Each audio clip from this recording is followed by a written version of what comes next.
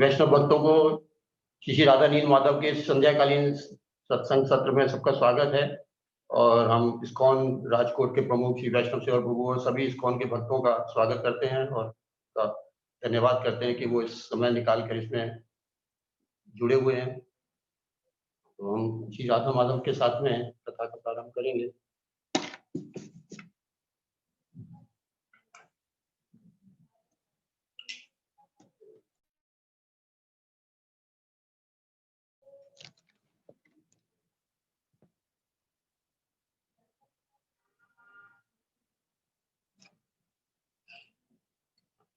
जय राधा माधव जय कुंज बिहारी, जय राधा माधव जय कुंज बिहारी, जय गोपी जन वल्लभ जय गिरिवर धारी, जय गिरिवर धारी, जय यशोदानंदन जय व्रज जन रंजन, जय व्रज जन रंजन, जय यमुना तीरवनचारी, जय कुंज बिहारी, जय यमुना तीरवनचारी, जय कुंज बिहारी, जय राधा माधव जय कुंज बिहारी, हरे कृष्ण कृष्ण कृष्ण हरे हरे, हरे राम राम राम हरे हरे, हरे कृष्ण कृष्ण कृष्ण हरे हरे, हरे राम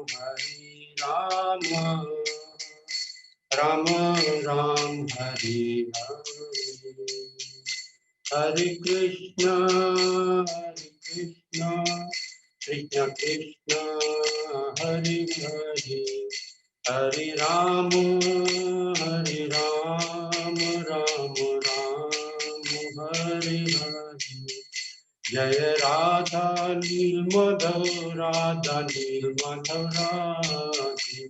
जय जगन्नाथ जय बलदेवा, सुभद्रमय जय सुभद्रमय, जय सीताराम लक्ष्मण भक्त हनुमान, सीताराम लक्ष्मण भक्त हनुमान, जय जय प्रभुपाद प्रभुपाद जय जय गुरुदेव महाविष्णु गोस्वामी गुरुदेव। राधा नील माधव भगवान की जय, श्री सीताराम लक्ष्मण भगवान की जय, श्री जगन्नाथ बलदेव सुभद्रा महारानी की जय, श्री प्रहलाद नरसिंह भगवान की जय, श्रील प्रभुपाद की जय, श्री गुरुदेव की जय, जय गौर प्रेमानंद, सभी वैष्णव भक्तवृंद की जय। ओम अज्ञानतिमिरन्धस्य ज्ञानाञ्जनशलाकया चक्षुरुन्मीलितं येन तस्मै श्रीगुरुवे नमः। श्रीचैतन्यमनोभीष्टं स्थापितं येन भूतले स्वयं रूप कदा मह्यं ददाति स्वपदान्तिकम्। वन्देऽहं श्रीगुरोः श्रीयुत्पदकमलं श्रीगुरून् वैष्णवांश्च श्रीरूपं साग्रजातं सहगण रघुनाथान्वितं तं सजीवम् साद्वैतं सावधूतं परिजन सहितं कृष्ण चैतन्य देवं श्री राधा कृष्ण पादान् सहगण ललिता श्री विशाखान्वितांश्च। हे कृष्ण करुणा सिंधु दीनबंधु जगतपते गोपेश गोपिका कांत राधा कांत नमस्तुते। तप्त कांचन गौरांगी श्री राधे वृंदावनेश्वरी वृषभानुसुते देवी प्रणमामि हरिप्रिये। वाञ्छाकल्पतरुभ्यश्च कृपा सिन्धुभ्य एव च पतितानां पावनेभ्यो वैष्णवेभ्यो नमो नमः। जय श्री कृष्ण चैतन्य प्रभु नित्यानंद श्री अद्वैत गदाधर शिवासादि गौर भक्तवृंद। हरे कृष्ण कृष्ण कृष्ण हरे हरे, हरे राम राम राम हरे। ओम नमो भगवते वासुदेवाय, ओम नमो भगवते वासुदेवाय, ओम नमो भगवते वासुदेवाय। नारायणं नमस्कृत्य नरं चैव नरोत्तमं देवीं सरस्वतीं व्यासं ततो जयमुदीरये। नस्तुप्रायेषु भद्रेषु नित्यं भागवत सेवया भगवती उत्तम श्लोके भक्तिर्भवति नैष्ठिकी। हरे कृष्ण कृष्ण कृष्ण हरे हरे, हरे राम राम राम हरे हरे। नमो विष्णुपादाय कृष्णपृष्ठाय भूतले श्रीमते महाविष्णु गोस्वामी नामिने। नमो विष्णुपादाय कृष्णपृष्ठाय भूतले श्रीमते भक्तिवेदांत स्वामिने नामिने। नमस्ते सरस्वती देवे गौरवाणी प्रचारिणे निर्विशेष शून्यवादी पाश्चात्य देशकारी।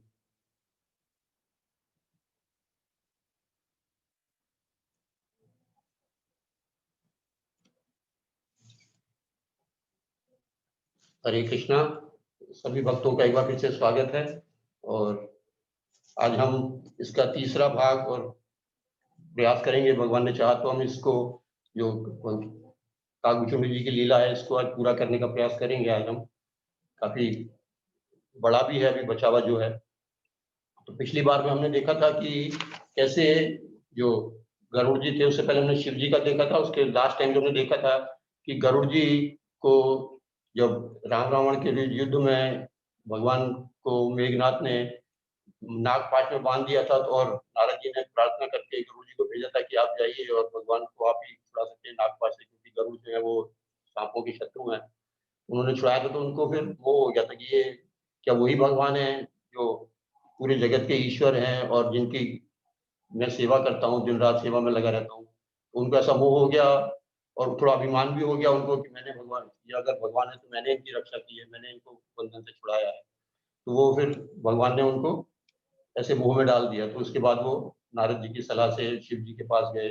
शिव जी ने उनको काकभूषुंड जी के पास भेजा था। काकभूषुंड जी के पास कथा सुन के और भगवान की लीलाओं के बारे में सुन के, भगवान की महत्ता के बारे में सुन के उनको पूरा उनका मोह दूर हो गया और वो फिर अपने वास्तविक स्थिति में आ गए कि ये भगवान वही भगवान है श्री राम, जो जिनकी की मैं सेवा करता हूँ और जो परम ईश्वर हैं। ऐसे तो उसके बाद में वो तुलसीदास जी यहाँ पर उदाहरण देते हैं कि जैसे जो भक्त का अभिमान होता है वो भगवान रखते नहीं है बिल्कुल भी। ये भगवान राम का ये सहज स्वभाव है कि वो अपने जो भक्त हैं उनका अभिमान नहीं रखते। उनके अभिमान को कैसे दूर करते हैं वो उदाहरण देते हैं कि जैसे किसी बच्चे के शरीर में फोड़ा हो जाता है और जब उसकी माँ उसको किसी वैद्य के पास या डॉक्टर के पास ले जाती है और उसमें चीरा लगवाती है, तो माँ उसको बिल्कुल भी, बच्चे को बहुत कष्ट होता है, बच्चा बहुत चिल्लाता है, रोता है, लेकिन माँ उसका कोई कष्ट नहीं मानती। उसे पता है कि अभी थोड़ा ये चिल्ला रहा है लेकिन इसका कष्ट हमेशा के लिए दूर हो जाएगा। इसी तरह से भगवान जो हैं वो अपने भक्त के अभिमान को किसी भी तरह से चीरा लगा के, भक्त को किसी भी तरह का कष्ट हो वो उसकी कोई परवाह नहीं करते, लेकिन वो चाहते हैं कि उनके भक्त में से अभिमान दूर हो। तो इस तरह से ये कथा हमने यहाँ पर पिछले बार जब हमने कथा सुनी थी यहाँ तक हमने सुना था। तो इसके बाद में फिर जब ये दोनों ने, दोनों का भी, शिव जी का भी और गरुड़ जी का भी जब अभिमान और उनका मोह सब दूर हो गया, क्लेश दूर हो गया, तब जो काकभूषुंड जी हैं वो अब अपनी अपनी कथा कथा बतानी शुरू करते हैं कि वो भी ऐसे ही भगवान के बहुत बड़े भक्त हैं, लेकिन उनको भी बार बार उनको भी मोह हो जाता है और वो भी इस मोह में फंस जाते हैं। वो कहते हैं कि मैं अपनी मूर्खता की बात कहता हूँ कि जब भगवान, जब जब भी भगवान मनुष्य शरीर धारण करके इस पृथ्वी पर बाल लीला करते हैं और अपनी सारी लीलाओं को सारे समाज के सारे देश के सामने, सारे लोगों के सामने प्रस्तुत करते हैं अपनी लीलाओं को अपने भक्तों के प्रसन्नता के लिए।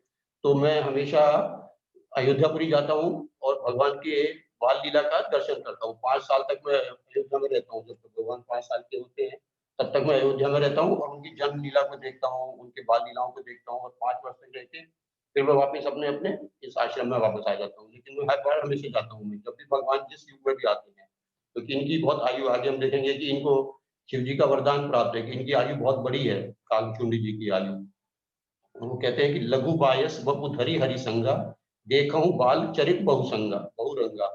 कि जो है मैं छोटे कौवे के रूप में छोटा कौवे का रूप रख के जाता हूँ, लघु बायस रूप रख के और वहाँ पे जाके भगवान का बाल चरित्र देखता हूँ। और भगवान के बाल चरित्र में जो भगवान दशरथ जी के आंगन में, अयोध्या में बाल लीलाएँ करते रहते हैं। वहाँ मैं उनके साथ-साथ आगे-पीछे घूमता रहता हूँ, उड़ता रहता हूँ, कभी मैं ऊपर चला जाता हूँ, कभी मैं नीचे आ जाता हूँ। और वो आंगन में अभी भगवान ज़्यादा बड़े नहीं है, जिस समय की लीला का ये वर्णन कर रहे हैं, उस समय भगवान अभी घुटनों ही चलते हैं।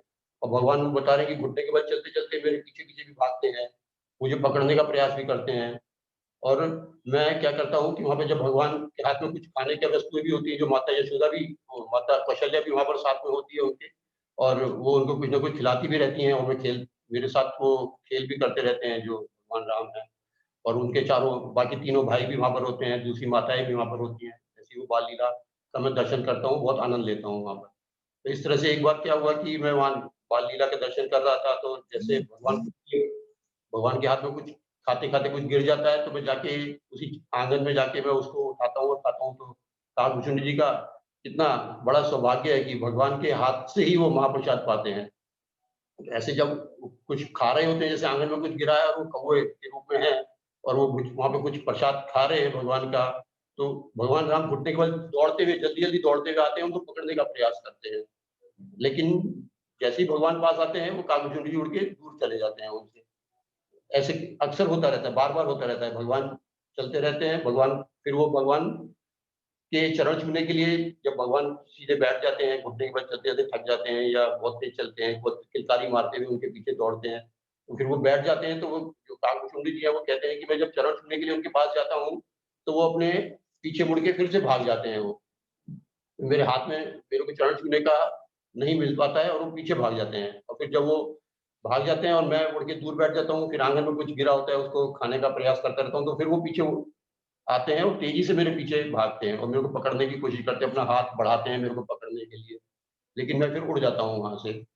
वो कहते हैं कि किलकत मोहि हरन जब धावहीं, चलऊँ भाग तब ऊप दिखावहीं।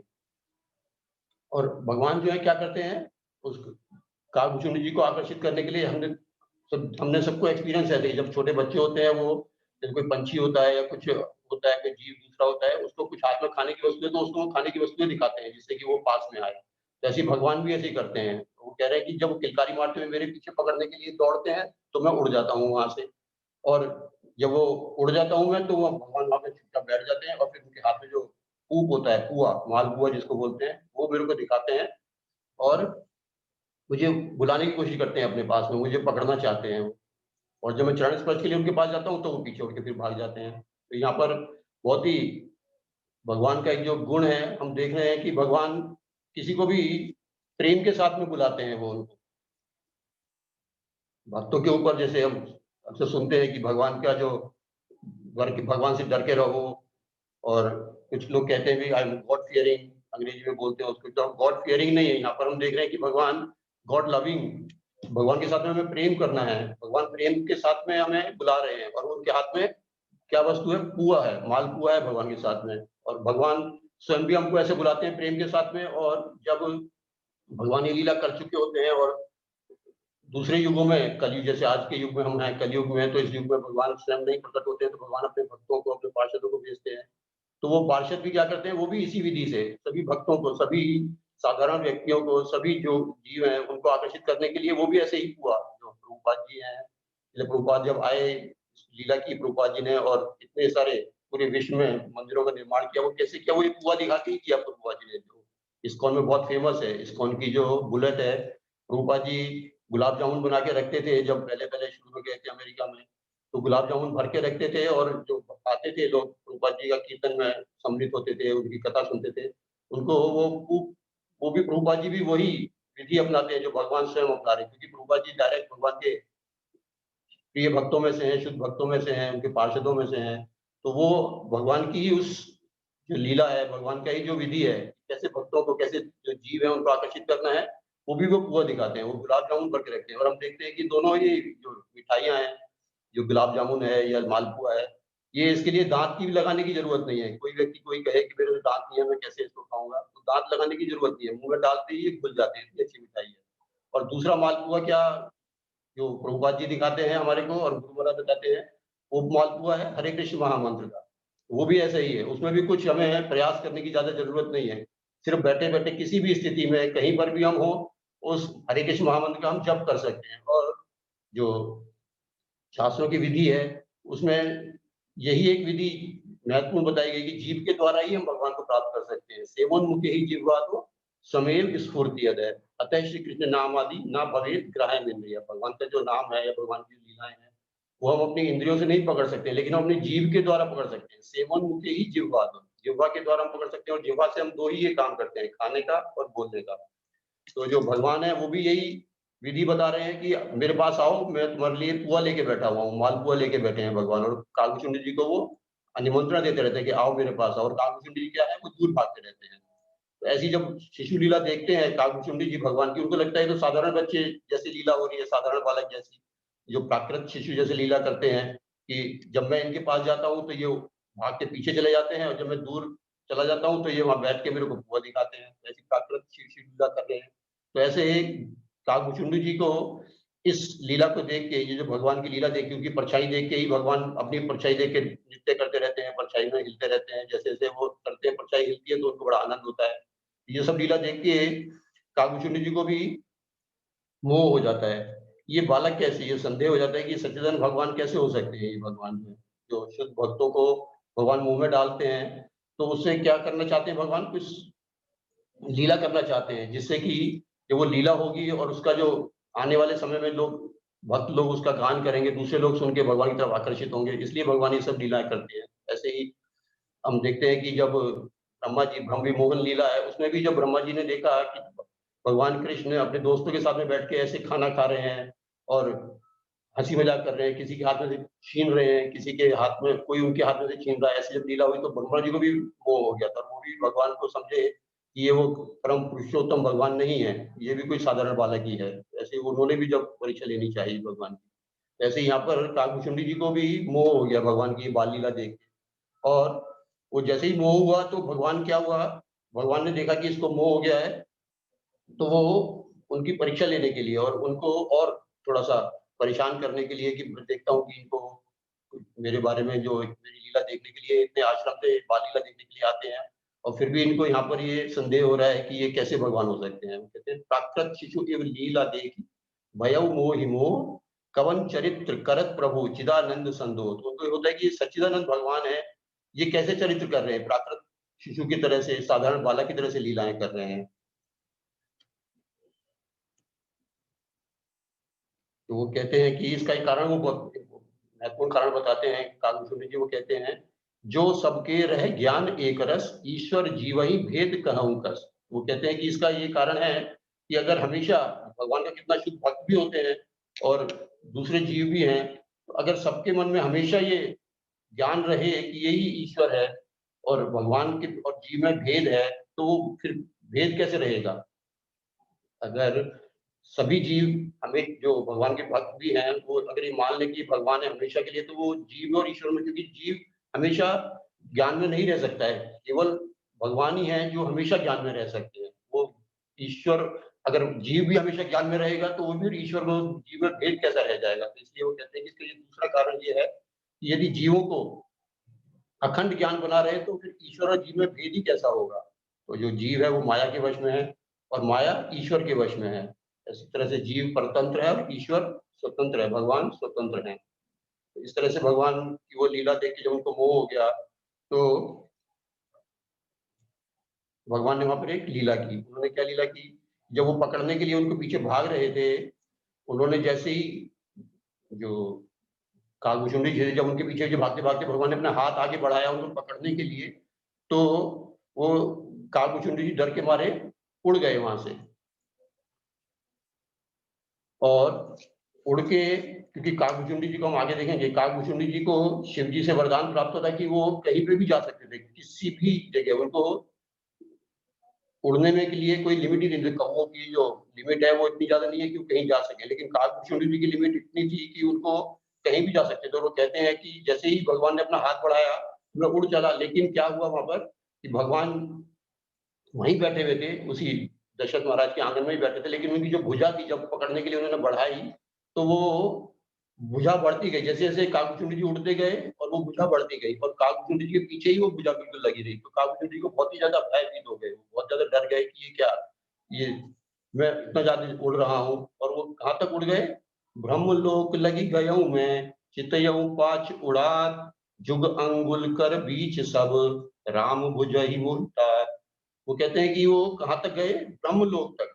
इसका मतलब वो स्वर्गलोक भी गए, जनलोक, महरलोक, तपोलोक, सब सारे लोगों को उड़ते हुए। वो उनकी उड़ने की जो क्षमता थी, वो भगवान शिव का आशीर्वाद है। आगे भगवान शिव जब उनसे आशीर्वाद देंगे, उसमें हम देखेंगे कि भगवान शिव ने उनको आशीर्वाद दिया था कि वो अपनी इच्छा से कहीं पे भी जा सकते हैं, किसी भी जगह जा सकते हैं। उनको ये वरदान था। लेकिन जहाँ पे भी वो उड़ते थे, वो स्वर्गलोक गए, वो ब्रह्मलोक गए, जनलोक गए, जहाँ भी गए, तो भगवान की जो भुजा थी, भगवान का जो कर कमल था, वो उसमें उनको पीछे ही पीछे रहा। और कितना पीछे रहा? वो 2 अंगुल ही पीछे रहा। तो और वो कहते हैं कि मैं 7वाँ आवरण को पार करके जहाँ तक मेरी गति थी वहाँ तक कर गया, लेकिन प्रभु की भुजा वहाँ पर अपने पीछे ही पाई उन्होंने। और अपने पीछे-पीछे देख के उनको बहुत ही भय हो गया, बहुत व्याकुल हो गए वो। तो हम सब जीवों की भी ऐसी ही स्थिति है कि भगवान जो है, वो अपनी भुजा फैलाकर हमें पकड़ना चाहते हैं। और इससे पहले हमने देखा कि काकभुचुंड जी भगवान के चरण स्पर्श करना चाहते हैं, और यहाँ पर भगवान स्वयं उनको अपना कर कमल से स्पर्श देना चाहते हैं, अपना आशीर्वाद देना चाहते हैं, अपने हाथ हस्त कमल का स्पर्श देकर। लेकिन काकभूषण जी भाग रहे हैं दूर। तो सभी जीवों की, हम सब जीवों की भी स्थिति ऐसी ही है कि भगवान दोनों हाथ फैला के, भगवान जगन्नाथ दोनों हाथ फैलाकर, दोनों भुजाएँ फैलाकर खड़े हुए हैं, बैठे हुए हैं अपने। हमारा वेट कर रहे हैं और हमारा इंतज़ार कर रहे हैं कि हम कब उनके पास आएँगे। लेकिन हम उनसे भागते रहते हैं, उनसे भागते रहते हैं, उनसे भागकर हम कभी कहते हैं अभी हमारे पास समय नहीं है, क्योंकि कथा का या कीर्तन का कोई प्रोग्राम है, तो हम कहते हैं अभी आज हमारे पास समय नहीं है। आज हमारा ये प्रोग्राम है, आज हमें कहीं शॉपिंग के लिए जाना है, आज हमें कहीं किसी से मिलने के लिए जाना है। तो हम भी भगवान से दूर भागते रहते हैं। इसी तरह से जो काकभूषण जी बता रहे हैं कि वो जितनी भी दूर जाएँ, लेकिन हम जितनी भी दूर जाएँगे, हम भगवान हमेशा हमारे साथ में रहते हैं। भगवान हमारे हृदय में परमात्मा के रूप में हमारे हृदय में तो रहते ही हैं, और भगवान जगन्नाथ साक्षात दोनों भुजाएँ फैला के बैठे हुए हैं। और हम इस भौतिक जगत से दूर नहीं जाना चाहते, हम इंद्रिय तृप्ति में, जैसे कागभूषण जी कह रहे हैं वो ब्रह्मलोक तक गए, तो वो स्वर्गलोक भी गए होंगे। तो हम भी ऐसे ही है कि हम भौतिक जगत में ही रहकर भौतिक भोग की इच्छा रखते हैं, भौतिक भोग में ही आनंद लेना चाहते हैं। और भगवान क्या है? भगवान दयालु हैं कि हमारे को पकड़ने के लिए वो अपनी भुजाएँ फैलाए जा रहे हैं, और अपनी भुजा को जहाँ तक भी हम जाते हैं, वहाँ तक हमारे पास रखते हैं, क्योंकि परमात्मा के रूप में वो हमारे हृदय में बैठे हुए हैं। और वो हमेशा देखते रहते हैं कि कब ये जीव मेरी तरफ आकर्षित होगा, कब ये मेरी तरफ अपना मुख करेगा, कब ये अपना ध्यान जो है मेरे को लगाएगा। जैसे ही हम भगवान की तरफ ध्यान लगाते हैं, भगवान को तरफ आकर्षित होते हैं, तुरंत वो हमको पकड़ने का प्रयास करते हैं, तुरंत वो हमें छोड़ते नहीं है फिर वो हमारे को। तो और यहाँ पर वो कागभूषण जी कह रहे हैं कि जुग अंगुल कर बीच सब, कि भगवान के भुजा में और मेरे में कितना अंतर था? केवल जुग अंगुल, 2 अंगुल का ही दूर था।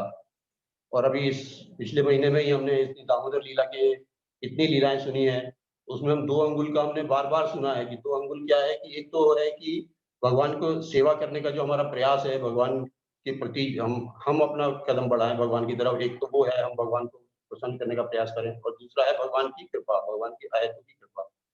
तो वही दामोदर लीला में भी ऐसे ही था कि 2 अंगुल रस्सी छोटी पड़ रही थी। और यहाँ पर भी काकभूषण जी कह रहे हैं, जुग अंगुल कर बीच सब, राम भुजई मोहि तात, कि मेरे में और राम जी की भुजा में सिर्फ 2 अंगुल का ही डिफरेंस था, 2 ही अंगुल दूर थी। तो हम देखते हैं कि यहाँ पर भी जो काकभूषण जी हैं, उनके और भगवान की भुजा के बीच में 2 ही अंगुल का डिफरेंस है। और 2 अंगुल क्या है?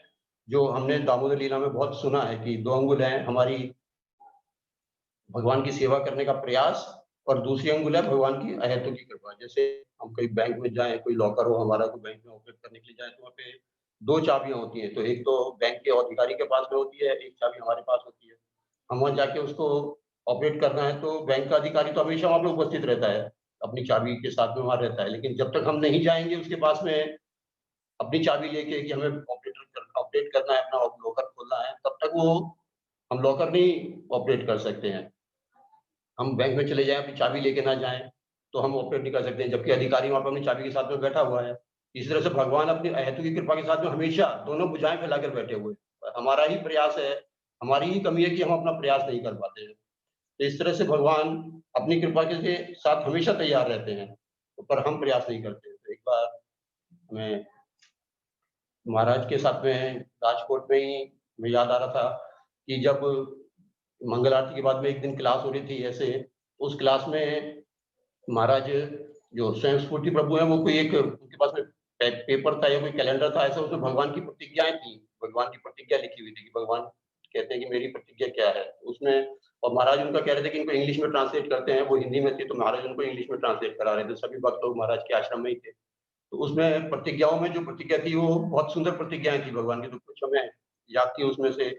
उसमें प्रतिज्ञा थी एक, तो भगवान कह रहे हैं कि तू मेरी तरफ एक कदम बढ़ाकर तो देख, तुझे अपने सीने से ना लगा लूँ तो कहना। तो भगवान की ये प्रतिज्ञा है कि भगवान हमारे प्रयास की प्रतिज्ञा कर रहे हैं कि हम एक कदम भगवान की तरफ बढ़ाएँ, तो वो हमें अपने सीने से लगाने के लिए तैयार हैं। ऐसा कौन विशेष व्यक्ति होगा इस समाज में, तो हम देखते हैं जितने भी वीआईपी हैं या जिनको सेलिब्रेटेड कहते हैं, जो सेलिब्रिटीज़ हैं, जो बड़े-बड़े लोग हैं, अगर हम उनकी तरफ एक कदम बढ़ाएँ तो उनके आस-पास जो बाउंसर होते हैं, उनके आस-पास जो सिक्योरिटी वाले लोग होते हैं, वो हमें उठा के दूर फेंक देंगे। और यहाँ भगवान कह रहे हैं, "तू मेरी तरफ एक कदम बढ़ाकर तो देख, मैं तुझे अपने सीने से लगा लूँगा, ना कहना।" ऐसी उसमें थी, और भी प्रतिज्ञा थी उसमें। एक थी, "तू मेरे मार्ग पर चलकर तो देख, तेरे सारे मार्ग ना खोल दूँ तो कहना।" तो भगवान ऐसी प्रतिज्ञाएँ कर रहे हैं और हर जीव से चाहते हैं कि पहले हम अपना प्रयास करें, फिर उसके बाद भगवान हमारे लिए सब कुछ करने के लिए तैयार हैं। भगवान कह रहे हैं, "तू मेरे मार्ग पर चलकर तो देख, मैं तेरे सारे मार्ग ना खोल दूँ तो कहना।" इसी तरह से भगवान कह रहे हैं कि मेरी बातें लोगों से कर तो देख, तुझे मूल्यवान न बना दूँ तो कहना। तो हम देखते हैं ये उदाहरण हमारे सामने है, श्रील प्रभुपाद का, गुरु महाराज का है कि उन्होंने कोई कोई जादूगरी नहीं करी, कोई उन्होंने दौ मैजिक नहीं दिखाया, कुछ उन्होंने ऐसा चमत्कार नहीं दिखाया। वो कहते थे हमारा चमत्कार यही है कि मैं अपने जो आचार्य हैं, हमारे जो गुरुजन हैं, उनकी बातों को दोहरा सकता हूँ, उतना ही मेरा चमत्कार है। तो प्रभुपाद जी की कितना मूल्य है, पूरी दुनिया में प्रभुपाद जी का मूल्य है। तो भगवान वही कह रहे हैं, प्रतिज्ञा कर रहे हैं, और प्रतिज्ञा को हम सच होता हुआ भी देखते हैं। हम सामने-सामने देख सकते हैं प्रत्यक्ष रूप से, कि भगवान कह रहे हैं कि तू मेरी बात लोगों को बता कर तेरे को देख, तुझे मूल्यवान ना बना दूँ तो कहना। इस तरह से प्रभुपाद जी कितने मूल्यवान हैं, हम सब जानते हैं कि 24 घंटे प्रभुपाद जी की आरती होती है, 24 घंटे प्रभुपाद जी का गुणगान होता है। इस तरह से भगवान ये प्रतिज्ञा करते हैं, लेकिन हम जो जीव हैं, वो भगवान से दूर भागते रहते हैं। इसी तरह से जो कालभूषुंडी जी हैं, पहले तो भगवान के चरण स्पर्श करने के लिए कितना प्रयास कर रहे थे, लेकिन फिर वो बीच में जब भगवान की उन्होंने बाल लीला देखी, उनको मोह हो गया, तो वो उनसे दूर भागने लगे। तो इस तरह से जब उन्होंने देखा, बहुत ज़्यादा घबरा गए कालभूषुंडी जी, और वो उस लीला में उनको ये हुआ कि बहुत ही ज़्यादा घबरा गए वो, और इतनी जितनी दूर जा सकते थे उतनी दूर चले गए वो। लेकिन वहाँ पर भी भगवान के हाथ उनके पीछे थे, तो वो डर गए, और उस डर में उन्होंने अपनी आँखें बंद कर ली, और आँखें बंद करके जैसे ही उन्होंने आँखें बंद की और फिर दोबारा से उन्होंने आँखें खोली, तो उन्होंने क्या देखा कि वो भगवान के सामने उसी आँगन में बैठे हुए हैं। जैसे उन्होंने आँखें खोली, तो वो उसी आँगन में बैठे हुए अपने आप को पाया उन्होंने। और उस आँगन में जब आँख खुली उनकी और उन्होंने देखा कि भगवान वहीं पर ही हैं और मैं कहीं दूर नहीं जा पाया हूँ, तो वो बहुत ही ज़्यादा व्याकुल हो गए। और इस बात को देख के कि ये भक्त जो है मेरा घबरा गया है, तो भगवान थोड़ा मुस्कुराए, और जैसे ही भगवान मुस्कुराए, तो भगवान के मुस्कुराते ही जो काकभूषुंडी जी हैं, उनके मुख में प्रवेश कर गए। भगवान के मुख में प्रवेश कर गए, और उसके मुख में प्रवेश करके उनके उदर में चले गए, और वहाँ उन्होंने देखा कि उदर में जाने के बाद में वहाँ पे बहुत से, जैसे माता यशोदा को भगवान ने अपना मुख खोल के सारे ब्रह्मांडों का दर्शन कराया था, ऐसे ही जैसे उनके मुख में प्रवेश करके उन उदर उदर में गए, तो उनके उदर में उन्होंने सारे ब्रह्मांड देखे, और अनेकों ब्रह्मांड देखे वहाँ पर उन्होंने, कोटिन लिखा करोड़ों ब्रह्मांड देखे उनके उदर में, और हर ब्रह्मांड में उन्होंने कोटिन चतुरानन गौरीशा, अगणित उडगन रवि रजनीशा, अगणित लोक पाल जन काला, अगणित भूधर भूमि विशाला। उन्होंने उनके उदर में जो ब्रह्मांड देखे और उस ब्रह्मांड में उन्होंने कौन-कौन देखा? चतुरानंद ब्रह्मा जी को देखा, गौरीशा शिव जी को देखा और बहुत से तारागण देखे और सूर्य, चंद्र, हर ब्रह्मांड में उन्होंने अलग-अलग सब कुछ अलग-अलग देखा उन्होंने। ऐसा नहीं है कि एक ब्रह्मांड में वो एक ही चीज़ देख रहे हैं तो दूसरी जगह भी वही चीज़ उनको दिखाई दे रही है। हर ब्रह्मांड में उन्होंने अलग-अलग सब कुछ देखा। अलग-अलग अनगिनत और पर्वत अलग-अलग थे, भूमि भी अलग-अलग थी, सब बड़े-बड़े, सबका विकार विक विक सबका जो रूप था वो बहुत ही विकराल, बहुत ही बड़े-बड़े रूप में थे वो और वो भगवान के उदर में सब कुछ देखा उन्होंने। अनेक प्रकार की नदियाँ थी, समुद्र थे, तालाब, वन सब कुछ देखा उन्होंने और ऐसी-ऐसी वस्तुएँ देखी, वो कहते हैं कि जो ना मैंने कभी-कभी देखा है, ना कहीं कभी सुना है। ऐसी-ऐसी वहाँ पे सृष्टि देखी उन्होंने भगवान के उदर में और जिनका कि वर्णन भी मैं नहीं कर सकता हूँ। और फिर वो कहते हैं कि एक एक ब्रह्मांड महु रहऊं बरस सत एक, यही विधि देखत फिरऊं मैं अंड कटाह अनेक। तो वो कहते हैं कि एक एक ब्रह्मांड में मैं रहा हूँ बस बरस सत एक, सौ सौ साल तक रहे और वो अभी भगवान के उदर में अभी प्रवेश किया है उन्होंने। तो एक एक ब्रह्मांड में वो रह रहे हैं, एक एक ब्रह्मांड में कितना रह रहे हैं, वो सौ सौ वर्ष तक रह रहे हैं और इस तरह से वो पूरी सृष्टि को देखते हुए, एक-एक ब्रह्मांड को देखते हुए, उसकी उसमें लीलाएँ देखते हुए घूम रहे हैं। वहाँ पर अलग-अलग शिव जी हैं, अलग-अलग विष्णु हैं, अलग-अलग दिक्पाल हैं, मनुष्य हैं, गंधर्व हैं, राक्षस हैं, देवता हैं, असुर हैं, सब हैं वहाँ पर। सभी जीव हैं, लेकिन हर ब्रह्मांड में वो कागभूषण जी कह रहे हैं कि हर ब्रह्मांड में सारे जीव अलग-अलग तरह के हैं। ऐसे नहीं है कि शिव जी इस ब्रह्मांड में एक रूप में दिखाई दिए तो दूसरे ब्रह्मांड में भी वही रूप में दिखाई दिए। दूसरे ब्रह्मांड में शिव जी का रूप कोई दूसरा देगा, ब्रह्मा जी का भी दूसरा रूप देगा कोई, तीसरे ब्रह्मांड में तीसरा रूप देगा, चौथे ब्रह्मांड में चौथा रूप देगा। इस तरह से उन्होंने हर ब्रह्मांड में सब कुछ अलग-अलग था और वहाँ पर सबको उन्होंने अब अवधपुरी भी देखी, जहाँ पे भगवान के दर्शन करने के लिए बाल लीलाएँ देखने के लिए जाते हैं, वो हर ब्रह्मांड में अलग-अलग अवधपुरी भी देखी, अलग-अलग सरयू जी थी और अलग-अलग प्रकार के नर-नारी थे। और यहाँ तक कि दशरथ जी, कौशल्या जी और बाकी माताएँ और भगवान के तीनों भाई भरत, लक्ष्मण, शत्रुघ्न वो तीनों भी सबको देखा उन्होंने, लेकिन सब हर ब्रह्मांड में सब अलग-अलग थे। लेकिन प्रत्येक ब्रह्मांड में उन्होंने क्या बोला? भिन्न-भिन्न में दीखि सबु, अति विचित्र हरि जान, अगणित भुवन फिरऊँ प्रभु, राम न देखेऊँ आन। लेकिन एक विचित्र बात थी उसमें कि हे हरिवाहन, हरियान, मैंने सारे सबको ही भिन्न-भिन्न देखा, यहाँ तक कि दशरथ जी, कौशल्या जी और उनके भाई और ब्रह्मा जी, शिव जी, विष्णु जी, वो सबको अलग-अलग रूप में देखा। लेकिन भगवान राम जो थे, वो दूसरे नहीं थे। भगवान राम का रूप सभी ब्रह्मांड में हमेशा एक सा ही था। भगवान राम वही थे। तो ब्रह्मांड राम जो थे, उनका रूप बिल्कुल हर ब्रह्मांड में जो इतने करोड़ों ब्रह्मांड में वो रहे, इतने भगवान के उदर में, हर ब्रह्मांड में बाकी सब अलग-अलग थे, लेकिन भगवान राम हमेशा एक ही थे। भगवान राम का रूप जो था वो भिन्न नहीं था। और इस तरह से वो सारे ब्रह्मांडों में घूमते रहे, अनेक-अनेक कल्पों तक। उसमें क्या कहते हैं वो कि भ्रमत मोहि ब्रह्मांड अनेका, बीतेउ मनहु कल्प सत एका। उनको इस तरह से इतने ब्रह्मांड थे कि उनको 100 कल्प लग गए। एक ब्रह्मा जी का जो एक दिन होता है वो एक कल्प के बराबर होता है। तो ऐसे वो कहते हैं कि इसमें उसमें 100 कल्प लग गए, जिसमें कि 1000 चतुर्युगी होते हैं एक दिन में ब्रह्मा जी के। तो ऐसे 100 कल्प लगे, उस 100 कल्प में वो घूमते रहे और घूमते-घूमते वो कहते हैं कि मैं बहुत थक गया, तो मैं घूम-घूम के क्या हुआ, फिर मैं अपने आश्रम में आ गया। उन भगवान के उदर में ही देख रहे हैं कि भगवान के उदर में उनका आश्रम भी है। तो जब वो बहुत थक गए, तो वो घूमते-घूमते अपने आश्रम में आ गए। तो फिर वो लिखते हैं, "फिरत-फिरत निज आश्रम आयऊ, तह पुनि रही कही काल गवाएँ।" और अपने आश्रम में कुछ समय तक रहे भी वो, फिर कुछ समय तक। फिर वो आगे बोलते हैं, "उभय घरी मैं सब देखा, भयउ भ्रमित मह मोह विशेषा।"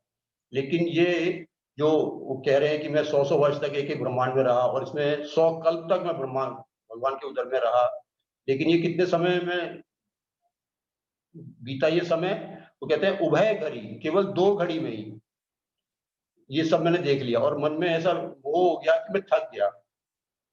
जब भगवान ने उनको देखा कि ये बहुत व्याकुल हो गया है, बहुत व्यथित है, बहुत थक रहा है, इसको परेशानी हो रही है, बिल्कुल पूरी तरह से दिग्भ्रमित जैसे हो जाते हैं, ऐसे हो गए वो।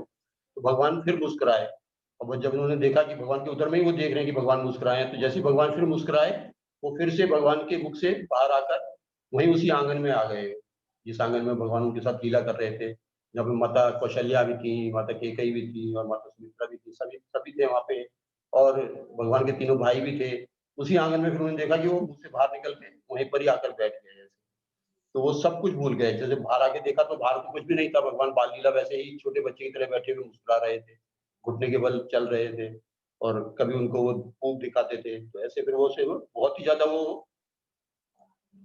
अपने शरीर की सुध को भूल गए। वो कहते हैं मैं अपने शरीर की सुध को भूल गया और उनको कुछ भी नहीं सूझा और उन्होंने बोला, हे आठजनों के रक्षक, मेरी रक्षा कीजिए, मेरी रक्षा कीजिए, मेरी रक्षा कीजिए। और कुछ भी नहीं बोल पाए वो, खाली भगवान से अपनी रक्षा की ही प्रार्थना करी और वो पृथ्वी पर गिर पड़े। इस तरह से अचेत से हो गए। जब भगवान ने देखा उनको कि ये बहुत ही मोह में हैं और बहुत ज़्यादा व्याकुल हो रहे हैं, तो भगवान ने उनको अपने कर से, अपने कर कमल से स्पर्श किया। कर सरोज प्रभु मम सिर धरेउ, दीन दयाल सकल दुःख हरेउ। जैसे ही भगवान ने उनको अपने हाथ से स्पर्श किया, तो तैसे ही उनके सारा सारा दुःख जो था, सारा दुःख जाता रहा, सारा जो उनको व्याकुल हो रहे थे, सारी सुधि भूल गए थे, वो सब उनको फिर से याद आ गया। ऐसे ही हम श्रीमद् भागवत में देखते हैं कि जो प्रहलाद महाराज हैं, जब भगवान उनके सामने प्रकट हुए, तो वो भी सब भूल गए थे। जब भगवान ने उनको अपने शंख से स्पर्श किया, तब उनको सारा शक्ति का संचार हुआ और वो भगवान की प्रार्थना कर सके। वो सारी सारी ऐसी यहाँ पे भी करुण कालभूषण जी भी कह रहे हैं कि जैसे ही भगवान ने उनको कर कमल से स्पर्श किया, उनको सारी सुधि जो है वो फिर से आ गई और सारी जो माया थी प्रभु जी की, सब सारी दूर हो गई प्रभु जी की माया। और इससे पहले भगवान उनके कर कमल से उनको स्पर्श देना चाहते थे, लेकिन वो भाग चले थे वहाँ से। और फिर वो प्रार्थना करते हैं वहाँ पर भगवान से, कागभूषण जी प्रार्थना करते हैं कि मेरे हृदय में बहुत ही प्रेम उत्पन्न हुआ और आनंद में नेत्र में जल भरकर हाथ जोड़कर बहुत प्रकार से भगवान की प्रार्थनाएँ की उन्होंने। भगवान को जब प्रार्थना की और भगवान उनसे प्रसन्न हो गए, तो भगवान ने उनसे बोला कि अब आप कोई वर माँगिए मेरे से, मैं आपको सारी सिद्धियाँ दे सकता हूँ, सारी रिद्धियाँ दे सकता हूँ, सारे सुख दे सकता हूँ मैं आपको, ज्ञान, वैराग्य, जो भी गुण मुनियों के लिए भी दुर्लभ हैं, वो सब वस्तुएँ मैं आपको दे सकता हूँ। जितनी भी दुर्लभ वस्तुएँ हैं, वो सब दे सकता हूँ। जो तुम्हारे मन में आए, वो तुम मेरे से माँग लो। लेकिन काकभूषण जी भगवान के शुद्ध भक्तों में से एक हैं। उन्होंने ये रिद्धि-सिद्धि इन सब बातों में उनको लगा कि भगवान ने सब कुछ देने की बात की है, लेकिन अपनी भक्ति देने की बात एक बार भी नहीं बोली। भगवान ने कहा मैं सब कुछ तेरे को दे सकता हूँ, ज्ञान दे सकता हूँ, वैराग्य दे सकता हूँ, मोक्ष भी तेरे को दे सकता हूँ, अष्ट सिद्धियाँ दे सकता हूँ, लेकिन जो तुम्हारे मन में आए वो माँग लो। लेकिन भगवान कह रहे हैं, भूषण जी कह रहे हैं कि सारे सुखों को देने की बात कर रहे हैं, लेकिन अपनी भक्ति देने की बात नहीं कर रहे हैं। और भक्त जो है वो रिद्धि, सिद्धि, सुख, संपत्ति ये नहीं माँगता है। भक्त क्या माँगता है? वो कागभूषण जी क्या कहते हैं? भगतिहीन गुण सब सुख ऐसे, लवन बिना बहु व्यंजन जैसे। अगर भक्ति नहीं है और ये सारे सुख हैं हमारे पास में, तो वो कैसे है कि जैसे भोजन में नमक डालना कोई भूल जाए। भोजन कितना भी व्यंजन बने हुए हों और उसमें अगर नमक ना हो, तो कुछ भी स्वाद उसमें नहीं होता है। तो ऐसे ही जितने भी हमारे जीवन में जो सुख हैं, अगर भगवान की भक्ति नहीं है, तो वो सुख बिना नमक के भोजन के समान है। उनमें कोई सुख नहीं है। वो हमको लगता है कि हम सुख आनंद में हैं, हम सुख में हैं, लेकिन उन व्यंजनों में, उन आनंद में कोई आनंद नहीं है, क्योंकि उसमें भगवान की भक्ति नहीं है। जो भगवान की भक्ति को कैसे उदाहरण दे रहे हैं कि वो नमक के जैसे भोजन में नमक होता है, ऐसे भगवान की भक्ति है। बिना उसके हम कोई आनंद नहीं ले सकते, बिना उनके हम कोई स्वाद नहीं ले सकते हैं। और वो कहते हैं कि यदि आप मेरे पे प्रसन्न हैं, हे प्रभु, यदि आप मेरे पे प्रसन्न हैं, तो कृपा करके मेरे को ऐसा वर दीजिए कि मैं आपकी भक्ति में लगा रहूँ, मैं आपकी भक्ति कर सकूँ। भगवान ने फिर उनको कहा, एवं अस्तु कही रघुकुल नायक, कि भगवान कहते हैं कि अरे काक, तू बहुत ही बुद्धिमान है, तू ऐसा वर क्यों नहीं माँगता?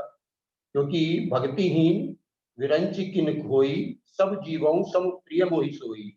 भगतिवंत अति नीचउ प्राणी, मोहि प्राण प्रिय असीम मम बानी। भगवान राम कहते हैं उनको कि जो भक्तिहीन है, जिसके जीवन में भक्ति नहीं है, जिनके जीवन में मेरे लिए कोई प्रेम नहीं है, मेरे लिए कोई सेवा नहीं है, उनका जीवन कैसा है? वो चाहे ब्रह्मा भी हो, सब जीवों सब प्रिय, लेकिन वो मुझे सामान्य जीवों की तरह ही है मेरे लिए, उसमें कोई विशेष बात नहीं है। चाहे उसका पद ब्रह्मा जी का भी है, अगर वो भक्तिहीन है, तब भी वो जो है वो सब जीवों के, सामान्य जीवों के ही समान है। उसकी कोई विशेषता नहीं है मेरे मेरे मेरे लिए उसकी कोई विशेषता नहीं है ऐसे जीव की। और भगतिवंत अति नीचउ प्राणी, और अगर भक्ति वाला कोई प्राणी है वो बहुत नीच भी है, मोहि प्राण प्रिय असी मम बानी। तो मेरा ऐसा वचन है कि वो मेरे को अपने प्राणों के समान प्रिय है।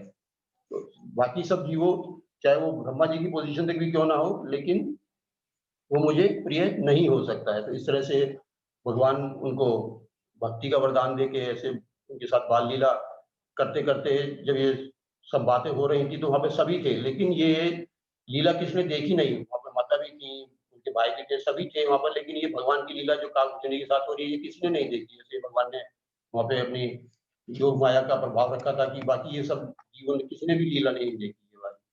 और फिर भगवान जब ये भगवान की कागभूषणी के साथ में ये वार्तालाप हो गई, उनको वरदान दे दिया भक्ति का, भगवान फिर से वही बाल लीला में फिर से मुड़ के वो घुटने के बल दौड़ने लगे और जाके अपनी माता कौशल्या के पास में रोने लगे। जैसे उनको बहुत भूख लगी है, माता कौशल्या ने उनको गोदी में उठा लिया और अपनी गोदी में उठा के उनको अपना स्तनपान दूध पिलाने लगी माता उनको। इस तरह से जो काकभूषुंडी जी हैं, वहाँ से भगवान की इन बाल लीलाओं को दर्शन करके फिर से अपने आश्रम में लौट आए और उनको भगवान ने आशीर्वाद दिया था कि तुमको कभी माया का कोई प्रभाव कभी नहीं होगा।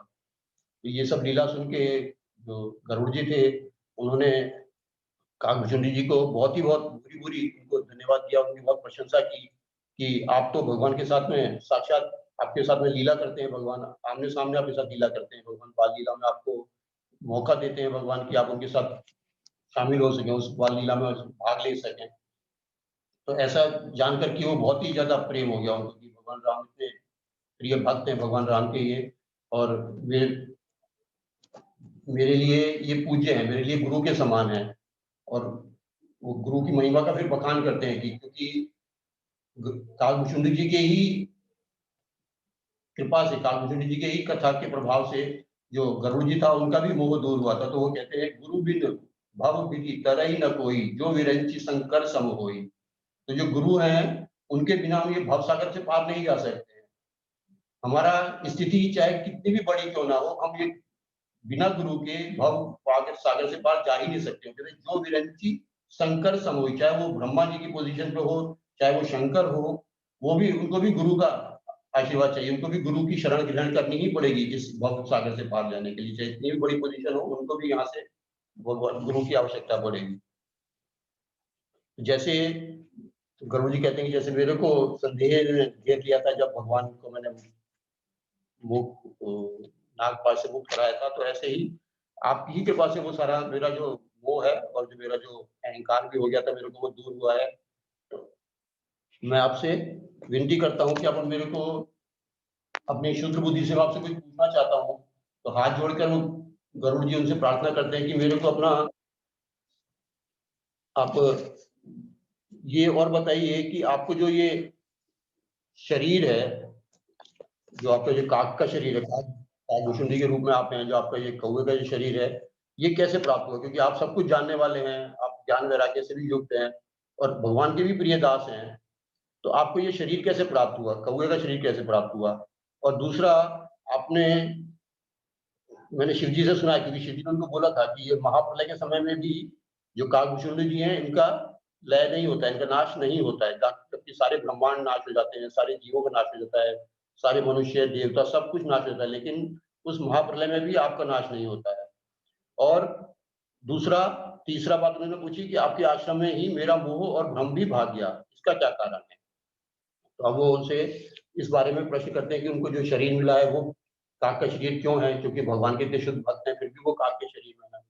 और उनके ऊपर काल का प्रभाव भी नहीं होता है, उन जिस आश्रम में वो रहते हैं वहाँ पर कोसों-कोस तक, कई कोस दूर तक भी वहाँ पर भगवान की माया जो माया शक्ति है, जो भगवान का मोह जो हमारे को मोह हो जाता है, भ्रम हो जाता है, वो वहाँ पे किसी का प्रभाव नहीं होता है उनके आश्रम के आस-पास।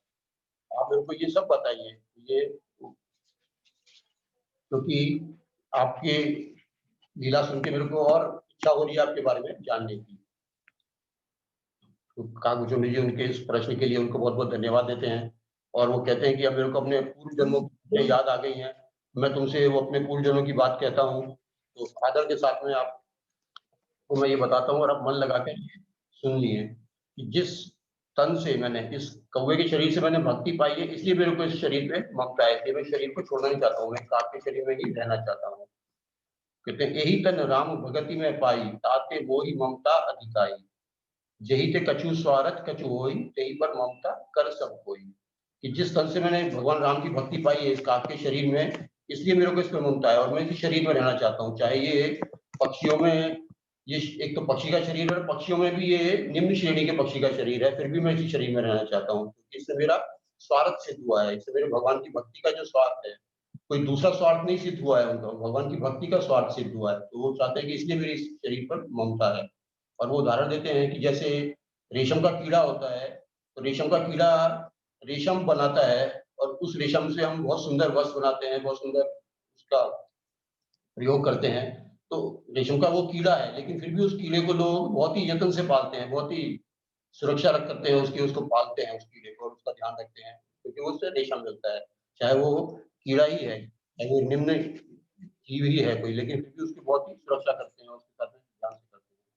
तो इसी तरह से जो भगवान राम की जो भक्ति मेरे को मिली है इस शरीर से, मैं ही वो शरीर को मैं इससे प्रेम करता हूँ मैं इससे। तो वो कहते हैं कि पूर्व में अपनी वो पूर्व जन्म की कथा सुनाते हैं कि पूर्व के कल्पों में क्या हुआ। एक बार मैं एक शूद्र के रूप में एक कलयुग में मेरा जन्म हुआ, जो कलयुग था उसमें मेरा जन्म हुआ, लेकिन कलयुग में मेरा जन्म कहाँ हुआ? अयोध्यापुरी में जन्म हुआ। था मैं शूद्र के शरीर में, लेकिन मेरा जन्म हुआ अयोध्या के, जहाँ पर भगवान राम आके हमेशा लीला करते हैं। लेकिन वो युग सतयुग या द्वापर या त्रेता नहीं था, वो युग कलयुग का था। और उस युग में सारे ही, जैसे अब कलयुग में जो वर्णन है कि कलयुग में बहुत ज़्यादा पाप हैं, सारे प्राणी, पुरुष, स्त्री सब अधर्म का पालन करते हैं, सब वेद का विरोध करते हैं। ऐसा उस कलयुग का पूरा वर्णन किया है उन्होंने, उसमें हम नहीं जाएँगे क्योंकि बहुत समय लगेगा उसमें। तो हम यहाँ पर वो उन्होंने कलयुग का वर्णन किया है पूरा उसमें, जैसे राम श्रीमद् भागवत में 12वें स्कंद में कलयुग का वर्णन है, ऐसे पूरा कलयुग का वर्णन किया है कि कैसे-कैसे कलयुग में जीव रहेंगे। तो उस कलयुग में वो वहाँ रहते थे और वो भगवान शिव के बहुत भक्त थे उस कलयुग में। जो वो शूद्र के शरीर में थे, तो भगवान शिव के पूरे वो मन, वचन, कर्म से पूरे भगवान शिव के भक्त थे। लेकिन भगवान शिव के भक्त होने के साथ-साथ वो बहुत अभिमानी हो गए थे। भगवान शिव की भक्ति करने में बहुत अभिमानी हो गए थे और दूसरे देवताओं की निंदा करते थे। भगवान हरि की निंदा करते थे, भगवान विष्णु की निंदा करते थे। तो ऐसे वो सब की निंदा करते थे और अपने आप को भगवान शिव का बहुत बड़ा भक्त मानते थे। लेकिन रहते थे कहाँ थे वो? अयोध्यापुरी में रहते थे। वहाँ की महिमा को जानते नहीं थे। ऐसा कहते हैं कि वेदों में ऐसा है कि किसी भी जन्म में कोई भी अयोध्या में अगर बस जाता है, वह अवश्य ही श्री राम जी की भक्ति को प्राप्त कर लेता है। लेकिन वो कलिकाल बहुत ही कठिन था। उसमें सभी पाप परायण थे और लेकिन उस कलयुग में या इस कलयुग में हमेशा एक महिमा है, उस कलयुग की एक महिमा है जो श्रीमद् भागवत में भी हम पढ़ते हैं और इसमें भी वही कह रहे हैं, कलयुग जोग न यज्ञ न ज्ञाना, एक आधार राम गुण गाना। तो कहते हैं कलयुग में ना तो कोई योग साधन कर सकता है, उसमें ना कोई यज्ञ कर सकता है, ना कोई ज्ञान से प्राप्त कर सकता है भगवान को, उसमें सफलता प्राप्त कर सकता है भक्ति करने में। एक आधार राम गुण गाना, केवल एक ही आधार है, वो है भगवान राम के गुणों का गान करना। वो कहते हैं सब भरोस तजी जो भज रामहि, प्रेम समेत गाव गुण ग्रामहि। अगर जो प्रेम के साथ में सारा भरोसा छोड़ के, जो भगवान गीता में कहते हैं सर्व धर्मान परित्यज्य माम एकम शरणम व्रजा, वही बात यहाँ पे काकभूषण जी कह रहे हैं कि सब भरोस तजी जो भजहि रामहि, जो सारा भरोसा छोड़ के सब सारे सहारे छोड़ के कि भगवान राम का भजन करता है और वो प्रेम सहित करता है, भगवान राम के गुण का गान करता है, सोई भव तर कछु संशय नाही। उसमें कोई संशय नहीं है, कोई डाउट नहीं है कि वो इस भव सागर से पार नहीं कर सकता है। नाम प्रताप प्रकट कलि माही, कलयुग में जो है वो नाम का प्रताप है। इसीलिए जो आचार्य हैं, जो शास्त्र हैं, वो हमेशा कलयुग में नाम की ही महिमा को बताते हैं। और कलयुग में ही नहीं, सभी युगों में नाम की महिमा है, लेकिन कलयुग में विशेष रूप से है। इसीलिए श्रील प्रभुपाद और गुरु महाराज बोलते हैं कि हमारे को हरे कृष्ण महामंत्र का कभी भी नहीं छोड़ना चाहिए। हम किसी भी परिस्थितियों में हम हरे कृष्ण महामंत्र का जप करते रह सकते हैं और किसी भी परिस्थिति में, किसी भी समय में, किसी भी जगह पर हम उस भगवान के नाम का जप कर सकते हैं। तो वो कहते हैं कि मैं बहुत समय तक मैं अयोध्या में रहा और उस समय में क्या हुआ कि एक बार कलिकाल में अकाल पड़ा उसमें अयोध्या में और सारे पूरे देश में काफ़ी जगह पर अकाल पड़ा। तो मैं बिल्कुल वहाँ पे मेरा सारा जो काम था वो खत्म हो गया और मेरी कुछ सारी जो कमाई थी वो कुछ खत्म हो गई। तो वो कह रहे हैं कि मैं विपत्ति में जब पड़ गया तो मैं अयोध्या छोड़ के विदेश चला गया। और विदेश कहाँ चले गए वो? उज्जैन आ गए उस कलिकाल में। उज्जैन में आके उन्होंने फिर से कुछ अपना समय लिया, कुछ काम किया, कुछ धन कमाया और थोड़ी संपत्ति हो गई, तो फिर से वो भगवान शिव की उपासना में लगे रहे वो। भगवान शिव की जब आराधना करते थे, तो वहाँ पर किसी ब्राह्मण के अनुगत हो गए वो, और वो ब्राह्मण जो थे वो भी भगवान शिव के बहुत ही सच्चे भक्त में से थे वो भगवान शिव के। और वो पूरे विधि-विधान से, पूरे वेदों के विधि से भगवान शिव की उपासना करते थे और वो दूसरा कुछ भी नहीं करते थे, खाली भगवान शिव की उपासना करते थे। लेकिन मैं उन्होंने क्या कहते हैं, उस कलयुग में जब मैं उस जन्म में था, तो शूद्र के रूप में, तो मैं उनको कपटपूर्वक उनकी सहायता करता था। मैं उनके शरण में जो था वो कपटपूर्वक था, क्योंकि मैं भगवान शिव की तो आराधना करता था, लेकिन मैं भगवान विष्णु की, भगवान श्री हरि की निंदा करता था, और जबकि वो जो ब्राह्मण थे, वो शिव जी के भक्त थे, लेकिन वो हरि की निंदा कभी भी नहीं करते थे। और बाहर से क्योंकि मैं विनम्र बना हुआ था, उनकी सेवा करता था, उनकी जो भगवान शिव की पूजा आराधना करते थे, उसमें मैं सहायता करता था, वो मेरे को विनम्र जानते थे और अपने पुत्र की तरह से वो मेरा पालन करते थे, और मेरे को भगवान शिव का मंत्र भी दिया उन्होंने, उस मंत्र को मैं जपता था। और ऐसा अहंकार फिर से उनको हो गया वहाँ पर, क्योंकि उनको धन भी मिल गया, भगवान शिव की भक्ति भी कर रहे थे, तो उनको अहंकार फिर से हो गया कि मैं भगवान शिव का बहुत बड़ा भक्त हूँ। और मैं भक्तों की, भगवान श्री विष्णु की, हरि की निंदा करता रहता था मैं, उनसे द्रोह भी करता था। जबकि जो ब्राह्मण गुरु थे वो उसको बहुत समझाते थे कि तुम ये शिव जी की जो सेवा करते हो उसका फल ही ये है कि भगवान विष्णु की हमें भक्ति मिलती है। शिव सेवा कर फल सुत सोई, अविरल भक्ति राम पद होई। तो गुरु उनको समझाते थे कि शिव जी की जो सेवा करने का फल है वो यही एकमात्र फल है जो शिव जी सबसे अच्छा फल दे सकते हैं हमें उनकी सेवा करने का, वो ये है कि अविरल भक्ति राम पद होई। भगवान राम के पद में हमें अविरल, बिल्कुल अनइंटरप्टेड और बिल्कुल कंटीन्यूअस भक्ति जो हमको मिलेगी, वो भगवान राम के पदों में हम भक्ति कर सकते हैं, वो भगवान शिव दे सकते हैं हमारे को, जो हम भगवान शिव की सेवा करते हैं, उसका जो फल हमें मिलेगा वो यही होगा कि भगवान राम के पदों में, भगवान राम के चरण में हमारे को पूरी भक्ति मिलेगी। जब उन्होंने ये शूद्र थे, शूद्र के शरीर में थे, जब उन्होंने सुना ऐसा कि जो भगवान शिव की सेवा का फल है वो भगवान श्री राम के चरणों में प्रगाढ़ भक्ति है और शिव जी और ब्रह्मा जी भी भगवान राम की ही भक्ति करते हैं, तो उसको बहुत ही ज़्यादा क्रोध हो गया और वो ये सुन के कि मैं जिनकी सेवा करता हूँ, जो शिव जी, वो हरि के सेवक हैं, ऐसा नहीं हो सकता है। लेकिन भगवान की विद्रोह को देख के भी जो गुरु थे उनके, उन्होंने उनके प्रति पूरा प्रेम बनाए रखा और उनको बहुत ही प्रेम से समझाते भी रहे, बहुत दयालु थे वो। उनको कभी क्रोध नहीं हुआ उनको, बार-बार वो शिक्षा देते थे उनको। तो ऐसे एक बार जब वो गुरु के प्रति उनको ऐसा उनका जो द्रोह था वो बढ़ता गया, तो एक बार उन्होंने, जब वो गुरु उनके आश्रम में वो जब बैठ के जप कर रहे थे एक मंदिर में, तो गुरु आए वहाँ पर, तो वो उस समय वो खड़े नहीं हुए। उनको ना उनको प्रणाम किया, ना उनको स्वागत किया, ना उनको सत्कार किया उनका, और वो बैठ के जप करते रहे, ऐसे ही बैठे रहे वो। लेकिन गुरु ने फिर भी उनका कोई अपराध नहीं माना उसको और गुरु ने उनको क्षमा कर दिया, बहुत दयालु थे वो। लेकिन जो शिव जी थे उन्होंने गुरु के सम्मान को बहुत ही सीरियसली लिया और वो बहुत ही ज़्यादा क्रोधित हो गए और वहाँ पर फिर आकाशवाणी हुई मंदिर में कि अरे मूर्ख, तू अपने गुरु के सामने ऐसे क्रोध में बैठा रहता है, अपने गुरु का आदर नहीं करता है, वो तेरे प्रति इतने कृपालु हैं, फिर भी तू उनकी अवज्ञा करता है और उनका अनादर करता है तू, तो मूर्ख, मैं तेरे को शाप देता हूँ और तुझे अगर मैं शाप नहीं दूँगा, तो ये शास्त्रों के विरुद्ध होगा ये, क्योंकि तू अपने गुरु की अवज्ञा कर रहा है। और उन्होंने क्या बोला उनको शाप से, वहाँ पे भविष्यवाणी में क्या हुआ?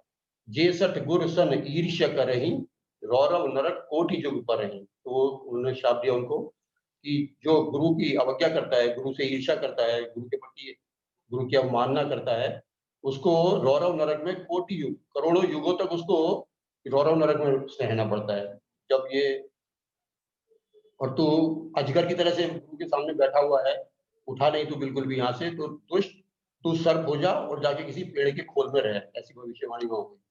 जब ये भविष्यवाणी सुनी, उस व्यक्ति ने भी, शूद्र व्यक्ति ने भी सुनी और जब गुरु ने भी सुनी, तो गुरु को बहुत ही दुःख हुआ, बहुत जोर-जोर से वो गुरु तो हाहाकार करने लगे और उन्होंने भगवान शिव को दंडवत प्रणाम किया।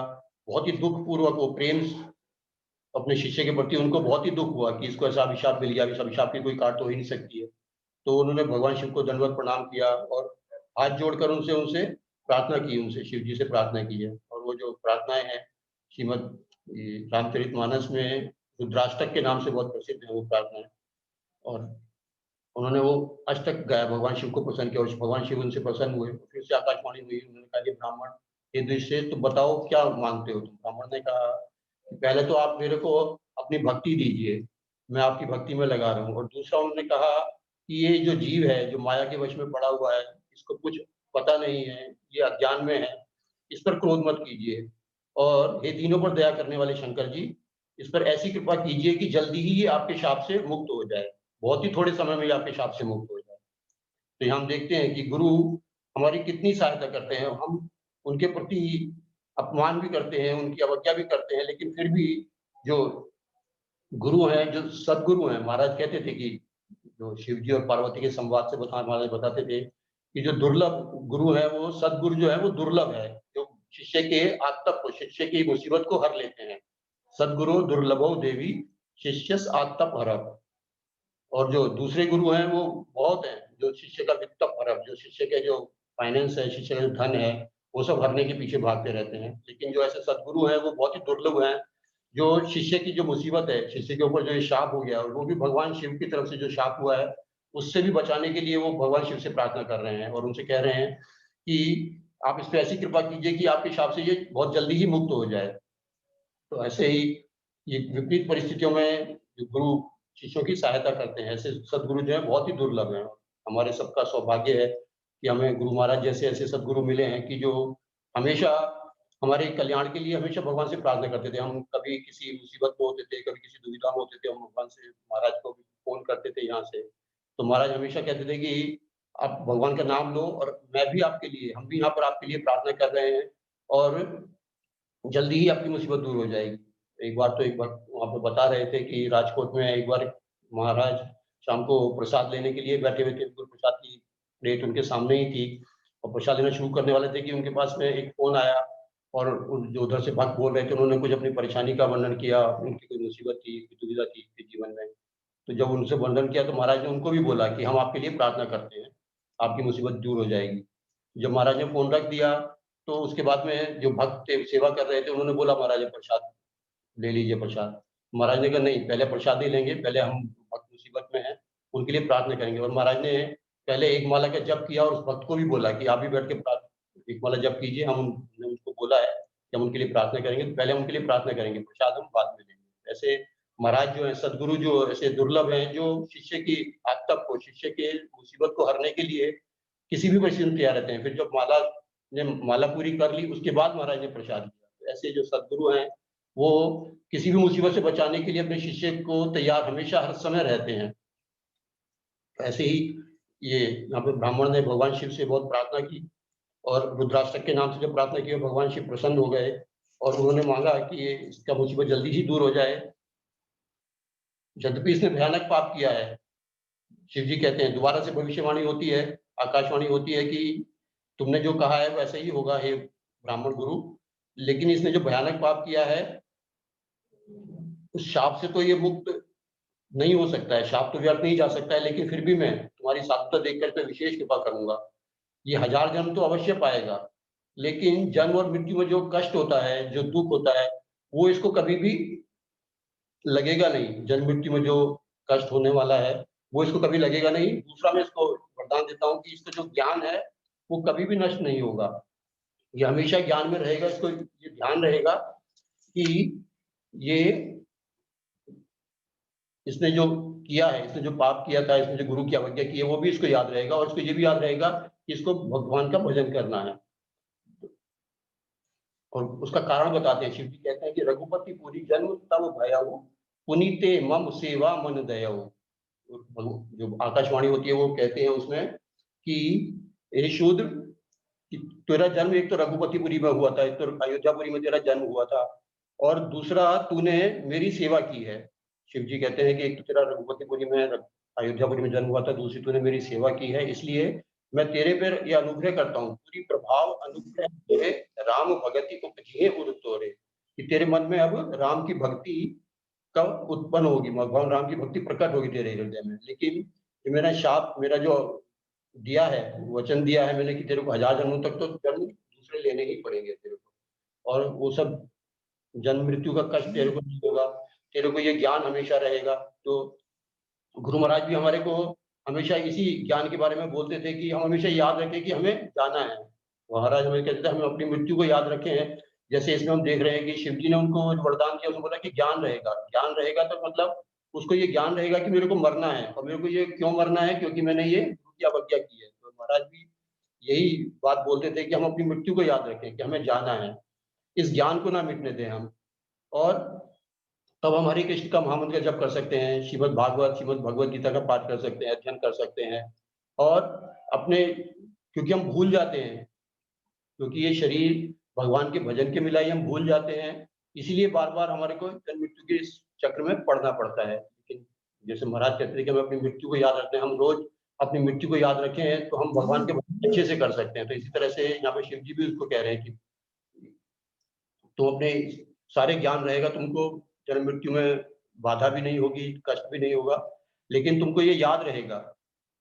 और ये शरीर भगवान राम के भजन के लिए है, तुम्हें भगवान राम की भक्ति प्राप्त होगी। तो और इसके बाद में आप कभी भी ब्राह्मण का अपमान न करना, क्योंकि जो ब्राह्मण है, जो संत है, वो भगवान के ही समान है, भगवान श्री अनंत के ही समान भगवान है, ऐसा विवेक मन में रखना। और इस तरह से तुम अपना जीवन, जब तक तुम्हारे 1000 जन्म पूरे होंगे, तुम इस तरह से जीवन अपना जियोगे तो तुम्हें कुछ भी चीज दुर्लभ नहीं होगी। तो इस तरह से जब भगवान का ये शाप हुआ तो तुरंत ही वो अपनी जो जिस शरीर में था वहां से उसको मृत्यु हुई, और वो विंध्याचल में जाकर सर्प हो गए, क्योंकि उनको अपने पूर्वजन्म का याद था। तो वो ये काल विष्णु जी गर्भ जी को सब बता रहे हैं ये कि मैं जब काल के वश में हो गया और अपना अगला जन्म हुआ मेरा, अभी हम 5 मिनट में इसको पूरा करेंगे प्रभु जी अभी, नहीं तो फिर ये कथा बीच में छूट जाएगी। वो कहते हैं कि विंध्याचल में जाकर मैं सर्प हो गया, और वो शरीर भी बिना कष्ट के मैंने त्याग दिया। और इस तरह से उनको अनेकों शरीर प्राप्त होते रहे, पशु के, पक्षी के, देवता, मनुष्य, जो भी शरीर मिलते थे उसमें उनको स्मरण रहता कि मुझे राम का भजन करना है, तो वो राम का भजन करते रहते थे।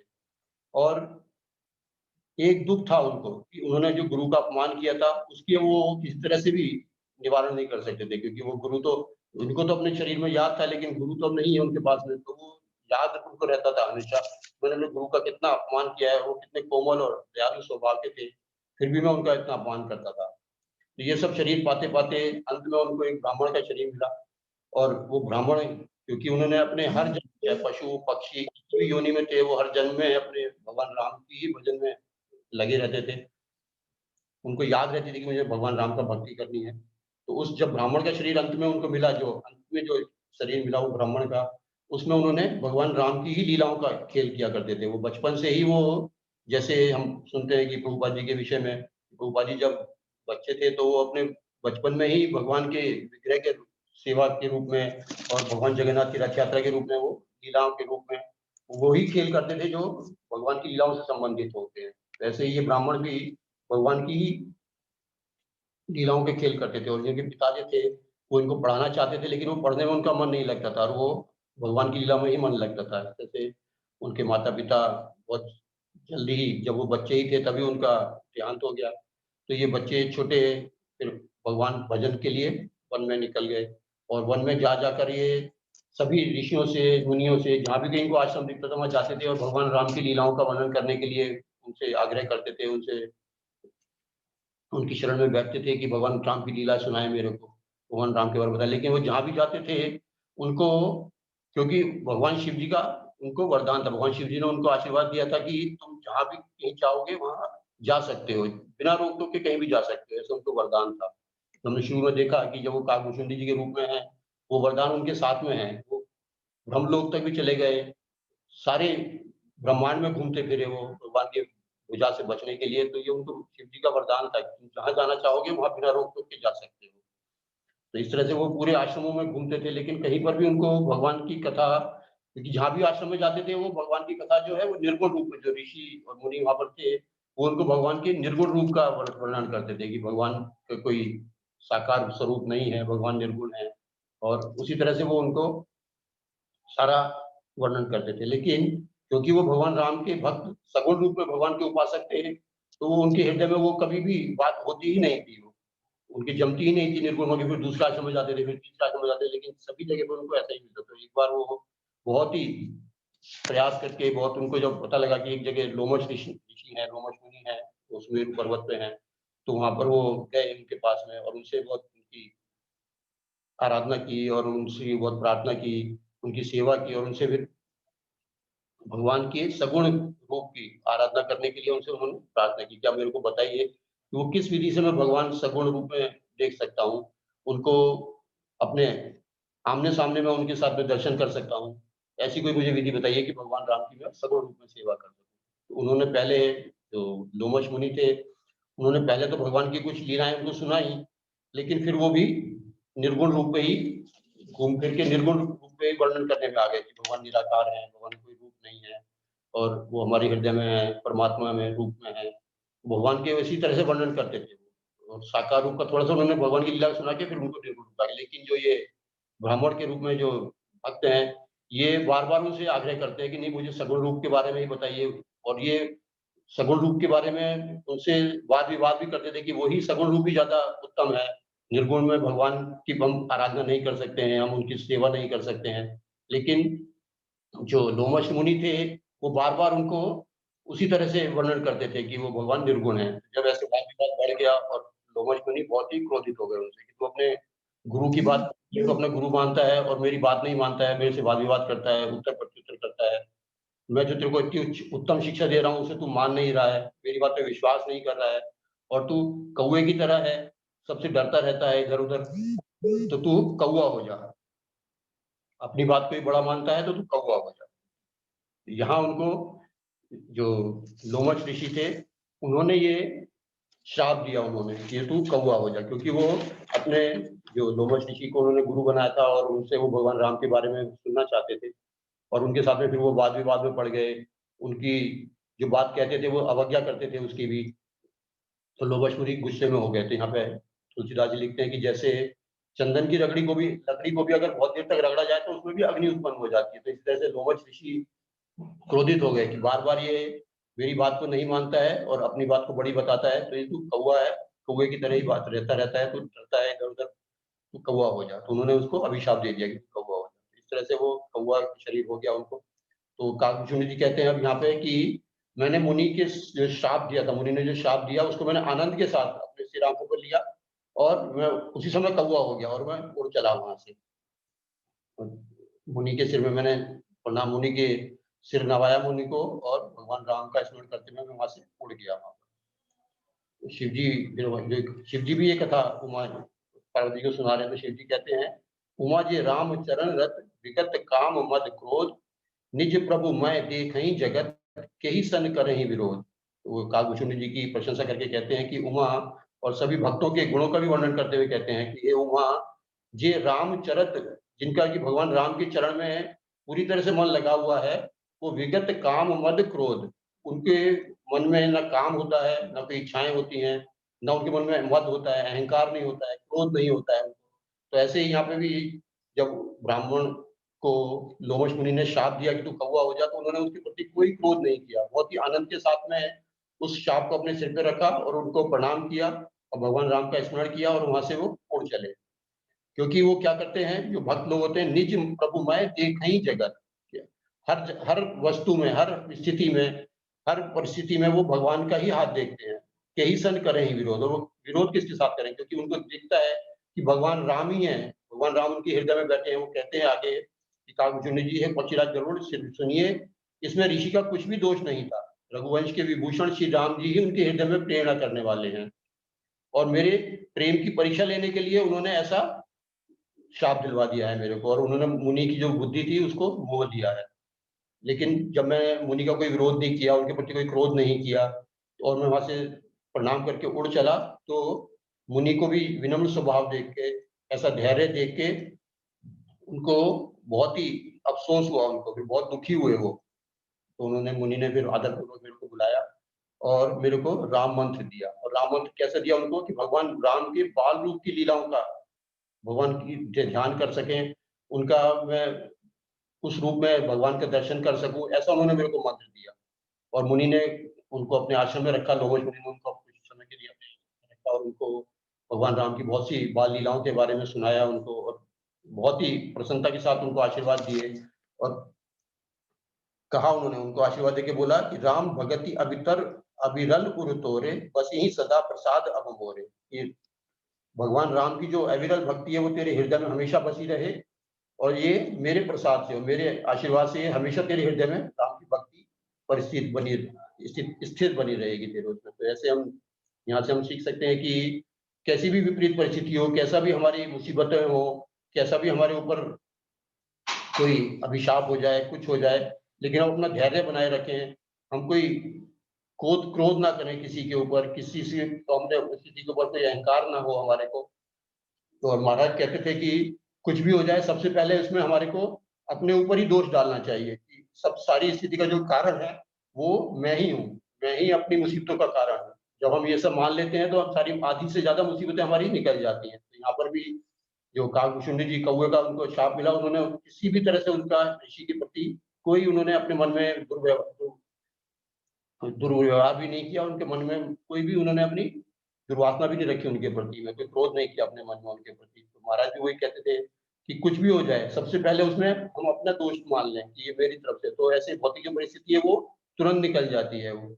और मुसीबतों के लिए क्योंकि हम ही जिम्मेदार होते हैं, हमारे ही कर्म फल हैं जो जिसके कारण कि हम मुसीबत में पड़े हैं, कोई दूसरा उसकी परिस्थिति का कारण नहीं है कोई भी दूसरा। तो इस तरह से जब हम ये बात मान लेते हैं तभी गुरु और वो जो भगवान हैं हमारी सहायता करते हैं। इसी तरह से हम श्रीमद् भागवत में हमने देखा है कि परीक्षित महाराज को भी जब शाप हुआ कि उनको तो मरने का शाप दे दिया था, इनको तो फिर भी कौवा बनने का शाप दिया कि जीवित तो है, उनको तो साथ में मरने का शाप दे दिया, लेकिन उसको भी उन्होंने अपने सिर आंखों पे रखा और उसमें ब्राह्मण के प्रति, उस ऋषि पुत्र के प्रति कोई उन्होंने क्रोध नहीं किया उन्होंने। और उसके फलस्वरूप हुआ क्या कि हमको भागवत भी सुनने को मिली और परीक्षित महाराज को भगवत धाम की प्राप्ति भी हुई। इस तरह से इसके अंत में वो जो लोमश मुनि हैं वो उनसे कहते हैं, उनको जो आशीर्वाद देते हैं, फिर उनको जब वो आश्रम में अपने वापस जा रहे होते हैं तो उनको आशीर्वाद देते हैं, सदा राम प्रिय होगु तुम, शुभ गुण भवन अमान, काम रूप इच्छा मरण, ज्ञान विराग निधान। वो लोमश मुनि उनको आशीर्वाद देते हैं कि सदा तुम राम के प्रिय रहो और सारे शुभ गुण तुम्हारे अंदर, पूरे तुम शुभ गुण के भवन बन जाओगे, पूरा सब सारे अच्छे गुण हैं वो तुम्हारे अंदर भरे रहेंगे। और दो वरदान और दिए, काम रूप इच्छा मरण, तुम्हारी जो मृत्यु है वो अपनी इच्छा से होगी, तुम क्योंकि ये काल का व्याप नहीं होगा। जो गर्भ जी ने सवाल पूछा था कि तुम्हारे को इतने, शिव जी ने बोला है कि तुम महाकल्प के समय भी, महाप्रलय के समय भी तुम्हारी मृत्यु नहीं होती है। तो यहाँ पर लोमश ऋषि ने उनको ये वरदान दिया है, ये आशीर्वाद दिया है कि तुम अपनी इच्छा के हिसाब से तुम मर सकते हो, कोई भी रूप तुम धारण करके कहीं पे भी जा सकते हो। यही आश्रम तुम बसव पुनि, सुमिरत श्री भगवन, व्यापी तहन अभिद्या जो जन एक प्रजन। और वो कहते हैं कि जिस आश्रम में तुम रहोगे, लेकिन खाली आश्रम में रहना ही महत्वपूर्ण नहीं है, वो कहते हैं यही आश्रम तुम बसव पुनि, उसमें आश्रम में तुम्हें क्या करना है, सुमिरत श्री भगवान, आश्रम में रहते हुए भी हमको श्री भगवान का हमेशा सुमिरण करना है, हमेशा स्मरण करना है भगवान का। व्यापी कहना अविद्या, तो वहां पर कोई अविद्या नहीं व्यापेगी, जोजन एक प्रजन, जोजन मतलब 4 कोस यानी कि 12 किलोमीटर, तो 12 किलोमीटर तक भगवान के आश्रम में कोई अविद्या, कोई मोह, कोई माया, किसी का प्रभाव नहीं होता है। जो जैसे गर्भ जी ने कहा था कि मैं आपके आश्रम में आया तो मेरी यहाँ आश्रम में आते ही मेरा सारा मोह दूर हो गया था, मेरी सारी दुविधा दूर हो गई थी। तो वो उनके गुरु लोमश मुनि का उनको वरदान है, उनको आशीर्वाद है, उनको उनके आश्रम में कोई अविद्या नहीं रहती है और वो किसी भी रूप में धारण कर सकते हैं अपने आप को, और किसी भी समय तक वो रह सकते हैं क्योंकि उनको इच्छा मरण का उन्होंने वरदान दिया है। और श्री राम जी के चरणों में तुम्हारा नित्य प्रेम हो, तो मन में जो भी इच्छा करोगे हरि की कृपा से उसकी पूर्ति कुछ भी दुर्लभ नहीं होगी। ऐसे आशीर्वाद सुन के वो बहुत ही प्रसन्न हुए और फिर आकाश में आकाशवाणी हुई कि ये जो ऋषि ने बोला है ये सत्य हो, एवं अस्तु। ऐसे फिर से आकाशवाणी हुई कि जो क्योंकि ये मेरा भक्त है इसलिए जो आपने बोला है वो इसके लिए सत्य होगा। फिर वो मुनि की आज्ञा पाकर, मुनि को प्रणाम करके, उनके चरण कमलों में बहुत बार बार प्रणाम करके वो अपने इस आश्रम में आ गए, जिस आश्रम में अभी वो हैं यहाँ पर, जिसमें गरुड़ जी को वो कथा सुना रहे हैं, यही उनका आश्रम है जो मेरू पर्वत पे 4 शिखर में है, हमने शुरू में देखा था।